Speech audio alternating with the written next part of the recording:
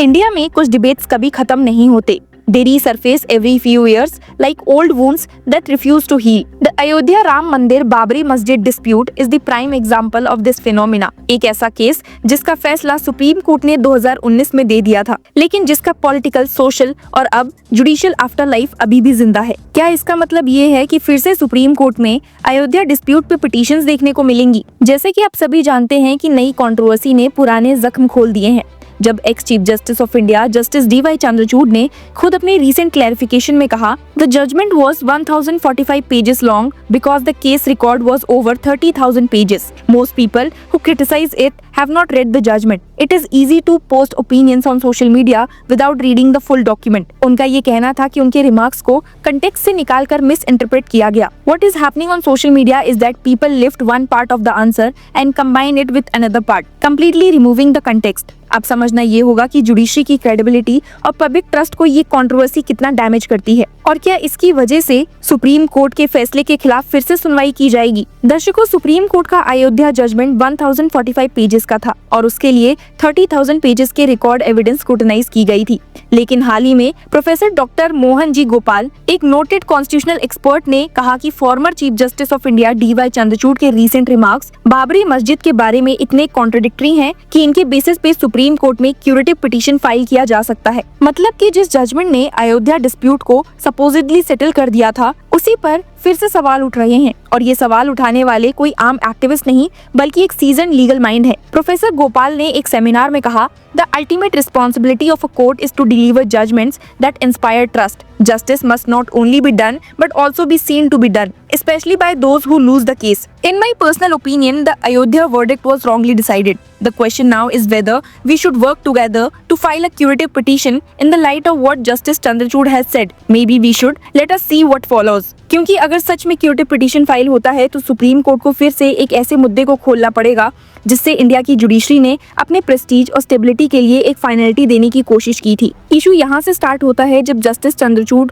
जो 2019 के अयोध्या जजमेंट के बेंच का हिस्सा थे और वाइडली बिलीव था कि उन्होंने जजमेंट ड्राफ्ट किया था, ने एक इंटरव्यू में कहा, the very construction of Babri Masjid was a fundamental act of desecration. ये रिमार्क तुरंत वायरल हो गया और लोगों ने बोला कि अगर आपने खुद जजमेंट लिखा था तो उस जजमेंट में ये कहा गया था कि बाबरी मस्जिद के नीचे मंदिर तोड़कर नहीं बनाई गई थी। बेंच ने एक्सप्रेसली बोला था that there is no proof that the mosque have been built over demolished temple. तो फिर बाद में एक रिटायर्ड सीजीआई का कहना कि मस्जिद की कंस्ट्रक्शन ही डेसिक्रेशन थी, तो इसका मतलब क्या है? क्या इससे ये इन्फेरेंस निकाला जा सकता है कि उनके पर्सनल बिलीफ्स जजमेंट से अलग थे? प्रोफेसर गोपाल ने इसी कॉन्ट्रडिक्शन को हाईलाइट किया और कहा कि जजमेंट खुद कॉन्ट्रवीन्ड एंड अनरीजन था। उन्होंने एक और बॉम्ब गिराया जब कहा, the addendum of the judgement was pure theocracy. It was an unsigned addendum. The whole judgement is suspect. अब जब एक कॉन्स्टिट्यूशनल एक्सपर्ट ही कह रहा है कि जजमेंट थ्योरोक्रेटिक था, इसका मतलब है कि वो कहना चाहते हैं कि सुप्रीम कोर्ट ने लॉ एंड एविडेंस की जगह एक रिलीजियस इंपल्स को अकोमोडेट किया। ये एलिगेशन छोटी बात नहीं है, स्पेशली जब वो ओपनली कह रहे हैं that I would say to जजेस, please be transparent about your ideology when you are on the bench. यहाँ एक और लेयर्ड कंट्रोवर्सी है। प्रोफेसर गोपाल ने बोला कि अगर जस्टिस चंद्रचूड़ को बाबरी मस्जिद डेसिक्रेशन लगा था तो उन्हें रिक्यूज कर लेना चाहिए था. If Justice Chandrachud had strong beliefs about the Ayodhya issue, then he should have recused himself from the matter, saying he can't take an objective view on this matter because he believed that the construction of Babri Masjid is a desecration. मतलब ये कि सिर्फ ये academic या historical बात नहीं बल्कि directly judicial integrity पे सवाल है. प्रोफेसर ने बोला है that so ultimately what we are raising is a question of integrity. Did Justice Chandrachud, who is a good friend of mine and a remarkable jurist, have the necessary judicial integrity of being transparent about these things? सवाल ये है कि एक जज जो खुद verdict लिखने वाले थे, अगर वो बाद में अलग कंटेक्स्ट में एक कॉन्ट्रडिक्टरी बात बोलते हैं तो क्या उनका कंटेक्स्ट क्लैरिफाई करना इनफ है या फिर वो पब्लिक कॉन्फिडेंस को विटिएट करता है? प्रोफेसर गोपाल का कहना है कि इस कॉन्ट्रडिक्शन की वजह से अयोध्या जजमेंट विटिएटेड हो गया है.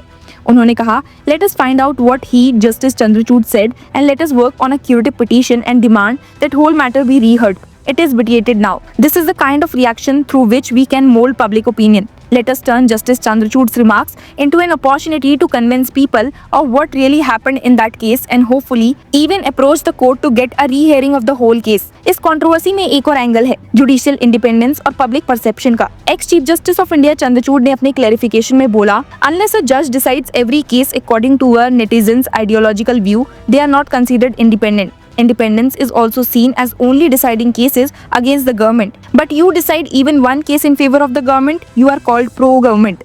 उन्होंने एग्जाम्पल्स दिए जैसे electoral bond case, AMU minority status case और आधार वर्डिक्ट, जिसमें कोर्ट ने सरकार के खिलाफ रूलिंग दी।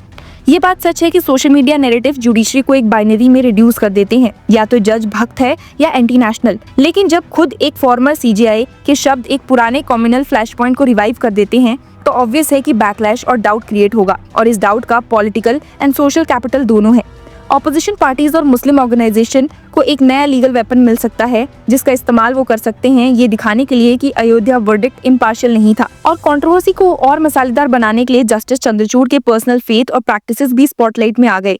उन्होंने कन्फेस किया कि वो प्रेयर करते थे before delivering judgements, including the Ayodhya verdict. Every day जजेस enter a zone of conflict. I pray और meditate each morning to bring peace and equilibrium to my work. उन्होंने ये भी बताया कि वो नवकर मंत्र डेली रिसाइट करते थे, दरगाह विजिट करते थे इलाहाबाद के टाइम में, और गोवा में चर्च भी गए। उनका कहना था, my belief allows space for others to believe differently. There is nothing wrong in quiet reflection और प्रेयर दैट हेल्प्स अ जज do justice with an even hand. अब समस्या ये है कि एक तरफ वो कह रहे हैं कि पर्सनल फेथ उनकी जुडिशियल न्यूट्रलिटी को अफेक्ट नहीं करता, और दूसरी तरफ उनके रिमार्क्स बाबरी मस्जिद को फंडामेंटल डिसक्रेशन बोलकर एक clear religious historical stance reflect करते हैं। क्रिटिक्स के लिए ये दोनों चीजें कॉन्ट्राडिक्टरी लगती हैं। प्रोफेसर गोपाल जैसे एक्सपर्ट्स के लिए ये कॉन्ट्राडिक्शन सफिशिएंट है एक नए लीगल बैटल को ओपन करने के लिए। अब आखिर में ये कंट्रोवर्सी एक रिमाइंडर है कि सुप्रीम कोर्ट के जजमेंट्स सिर्फ लीगल डॉक्यूमेंट्स नहीं होते, वो इंडिया के कलेक्टिव कंसाइंस के साथ लिंक्ड होते हैं। और जब एक जज अपने ही वर्डिक्ट के कोर रीजनिंग से बाहर की बात करता है, तो वो कंसाइंस को हिला देता है। क्या अयोध्या केस रीहियर होगा? क्या क्यूरेटिव पिटीशन एडमिट होगा? क्या जस्टिस चंद्रचूड़ की क्लैरिफिकेशन से मैटर कूल डाउन हो जाएगा? ये सब सवाल ओपन एंडेड है, लेकिन एक चीज पक्की है कि अयोध्या का फैसला, जिसमें कोर्ट ने फाइनल वर्ड बोलने की कोशिश की थी, उसकी कहानी अभी भी फाइनल नहीं हुई है। आपका इन अपडेट्स और इस डिमांड को सुनकर क्या कहना है, हमें कमेंट्स में जरूर बताइए। And keep following law chakra.